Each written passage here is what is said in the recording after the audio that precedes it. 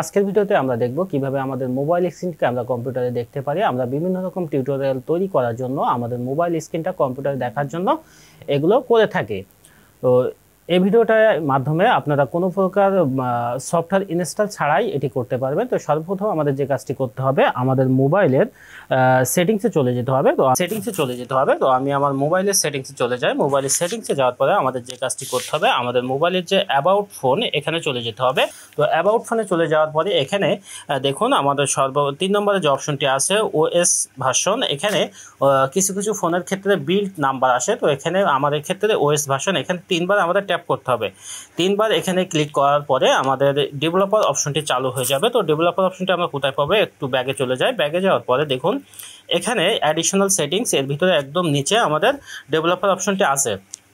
তো কিছু কিছু সেটের ক্ষেত্রে অ্যাডিশনাল সেটিংসের ভিতরে ডেভেলপার অপশন আসবে না, একেবারে নিচে সেটিংসের তলায় চলে আসতে পারে, অথবা অন্য কোনো অপশনের ভিতরে ডেভেলপার অপশনটি চালু হয়ে থেকে যেতে পারে। তো সেক্ষেত্রে আমরা যদি না পাই, এখানে যে সার্চ বারটি আছে এই সার্চ বারে গিয়ে যদি আমরা লিখি ডেভেলপার অপশন, তাহলে এখান থেকে আমরা খুঁজে নিতে পারবো। তো এইভাবে আমরা ডেভেলপার অপশনটি খুঁজে নিতে পারবো। তো দেখুন আমাদের ডেভেলপার অপশনটি এখন চালু হয়ে গেছে। তো আমি সেখানে প্রবেশ করব। আমার এখানে অ্যাডিশনাল সেটিংসের ভিতরে আমার ডেভেলপার অপশনটি চালু হয়ে আছে। তো এখন যে ডেভেলপার অপশনটি আমি চালু হয়েছে এর ভিতরে প্রবেশ করব। ডেভেলপার অপশনটির ভিতরে প্রবেশ করার পরে আমাদের এখান থেকে একটি অপশন চালু করতে হবে, সেটি হচ্ছে দেখুন এখানে যে ইউএসবি ডিবাগিং, এই অপশনটি আমাদের চালু করতে হবে। ইউএসবি ডিবাগিং আমার অলরেডি চালু করা আছে। আপনারা এখানে চাপ দিয়ে আপনাদের এরকম থাকবে, আপনারা এখান থেকে ওকে করে দিলে আপনাদের এখানে একটি পারমিশন দিতে হবে। পারমিশনটি দেওয়ার জন্য একটু অপেক্ষা করতে হবে, এখান থেকে টিকমার্ক দিয়ে দিতে হবে। টিকমার্কটি দেওয়ার পরে ওকে বাটন চাপ দিতে হবে, তাহলে ইউএসবি ডিবাগিং মুডটা আমাদের চালু হয়ে যাবে। এরপরে আমাদের যে কাজটি করতে হবে সেটি হচ্ছে আমাদের কম্পিউটারের সাথে আমাদের মোবাইলের একটি ইউএসবি কেবল দিয়ে সংযোগ করতে হবে। তো আমি আমার ইউএসবি কেবলটা দেখুন, এই যে ইউএসবি কেবলটা আপনারা দেখতে পাচ্ছেন, এখানে মোবাইলে প্রবেশ করালাম। মোবাইলে প্রবেশ করানোর পরে আমাদের বাকি কাজটি এখন কম্পিউটার স্ক্রিনে করতে হবে। তার জন্য আমাদের এখন কম্পিউটার স্ক্রিনে চলে যেতে হবে।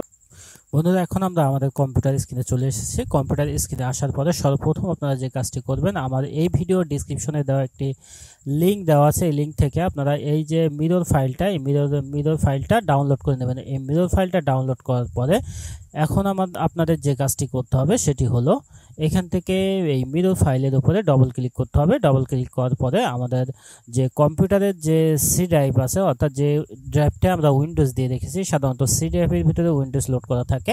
তো আমরা এই যে সি ড্রাইভটা আছে, এই সি ড্রাইভটা ওপেন করে নেব। নেওয়ার পরে এখান থেকে যে মিরর ফাইলের উপরে আমরা ডবল ক্লিক করেছিলাম, এই মিররটা নিয়ে টেনে ধরে এখানে ছেড়ে দিতে হবে। অর্থাৎ আমাদের সি ড্রাইভের ভিতরে এই মিরর ফাইলটা কপি করে দিয়ে দিতে হবে। দেওয়ার পর করতে হবে এই মিরর ফোল্ডারের ভিতরে ওপেন করে এখানে এই যে মিরর লেখা আছে এটিতে আমাদের ডবল ক্লিক করতে হবে। এটা একটা ব্যাড ফাইল, যে কারণে আমাদের এটি ইনস্টল করা লাগবে না। ডাইরেক্ট ক্লিক করলে আমাদের মোবাইলের স্ক্রিনটা এখন কম্পিউটার স্ক্রিনে চলে আসবে। দেখুন আমি ডবল ক্লিক করলাম।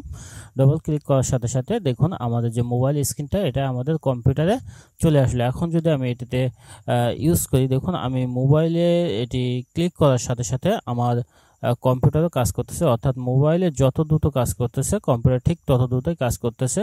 এই কোনো প্রকার স্লো হচ্ছে না। তো বন্ধুরা, এই ছিল আজকের মতো ভিডিও। যদি ভিডিওটি ভালো লেগে থাকে আমার চ্যানেলটি একটি সাবস্ক্রাইব করে আমার সাথে থাকবেন। ধন্যবাদ।